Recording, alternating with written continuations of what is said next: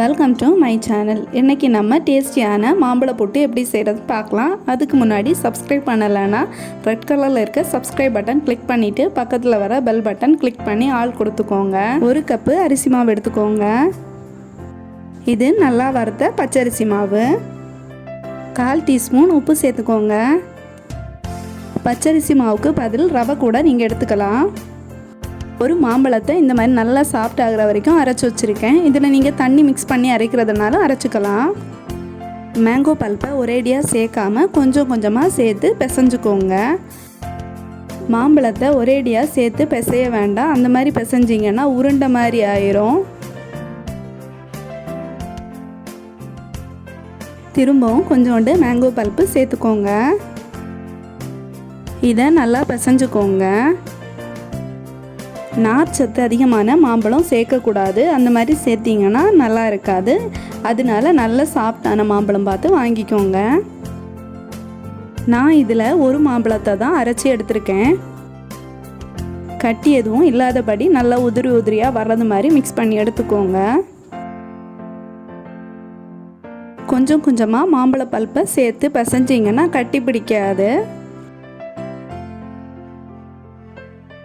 ரவை புட்டு எப்படி செய்கிறதுன்னு உள்ள வீடியோ எங்களோட சேனலில் இதுக்கு முன்னாடி செஞ்சு போட்டிருக்கோம். நீங்கள் இது வரைக்கும் பார்க்கலன்னா இந்த வீடியோ எண்டு ஸ்க்ரீனில் நான் கொடுக்குறேன். அதை பார்த்து தெரிஞ்சுக்கோங்க. ஒரு சின்ன மாம்பழத்தோட பல்ப்பு இது பிசைகிறதுக்கு கரெக்டாக இருந்துச்சு.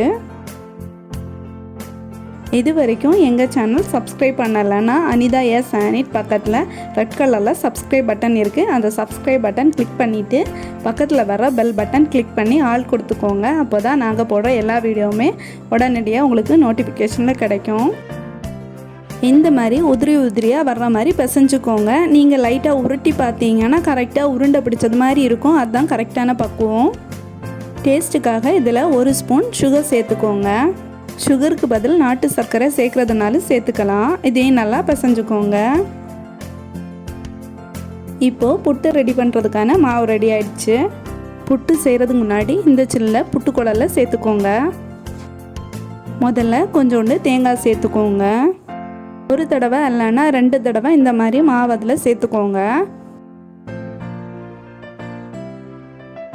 திரும்பவும் கொஞ்சோண்டு தேங்காய் சேர்த்துக்கோங்க. இந்த மாதிரி ஃபுல் ஆகுறது வரைக்கும் திரும்பவும் கண்டினியூ பண்ணிக்கோங்க. 2 கைப்பிடி மாவும் நெக்ஸ்ட்டு தேங்காயும் சேர்க்குறதுக்கு காரணம் என்னென்னா அப்போ தான் புட்டு ஒழுங்காக வெந்து கிடைக்கும். இது நீங்கள் தேங்காய் சேர்க்கலைன்னா புட்டு ஒழுங்காக வேகாது. லாஸ்ட்டு மேல் பக்கமாக தேங்காய் வச்சுக்கோங்க.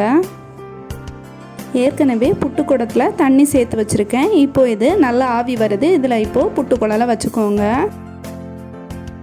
புட்டுக்கு மாவு குழலில் சேர்க்கும்போது கொஞ்சம் கொஞ்சமாக சேர்த்துக்கோங்க. இருத்தி அமுக்கிறது மாதிரி வச்சு செய்யக்கூடாது. அந்த மாதிரி வச்சிங்கன்னா ஒழுங்காக புட்டு வேகாது. வேகிறதுக்கு டைம் அதிகமாகவே எடுக்கும். இப்போது மேல் பக்கமாக ஆவி வருது. புட்டு ரெடி ஆயிடுச்சு. இந்த வீடியோ உங்களுக்கு பிடிச்சிருந்துன்னா லைக் பண்ணுங்கள். உங்கள் ஃப்ரெண்ட்ஸுக்கு ஷேர் பண்ணுங்கள். கமெண்ட் செக்ஷனில் கமெண்ட் பண்ணுங்கள். இது வரைக்கும் சப்ஸ்கிரைப் பண்ணலைன்னா ரெட் கலரில் இருக்க சப்ஸ்கிரைப் பட்டன் கிளிக் பண்ணிவிட்டு பக்கத்தில் வர பெல் பட்டன் கிளிக் பண்ணி ஆல் கொடுத்துக்கோங்க. Thank you friends.